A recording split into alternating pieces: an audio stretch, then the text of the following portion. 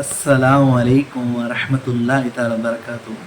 அன்பார்ந்தவர்களே, நாம் எல்லாம் புனித ரமலான் மாதத்தில் 7ஆம் நாள் ஓத வேண்டிய துவா, அல்லாஹும்ம ஐன்னி அலா சியாமிஹி வ கியாமிஹி வ ஜன்னிப்னி ஃபீஹி மின் அஃபவாத்திஹி வ ஆசாமிஹி பி தௌஃபீகிக யா ஹாதியல் முஃமினீன் பி ரஹ்மதிக யா அர்ஹமர் ராஹிமீன். யா அல்லாஹ், உனது கிருபையால் இந்நாளில் நோன்பை நோற்பதற்கும் உனது தொழுகையை நின்று வணங்குவதற்கும் உதவி செய்வாயாக. யா அல்லாஹ், மூமின்களின் வழிகாட்டிய எங்களை நல்ல மூமின்களாக வாழக்கூடிய ஒரு பாக்கியத்தை தந்தருள்வாயாக.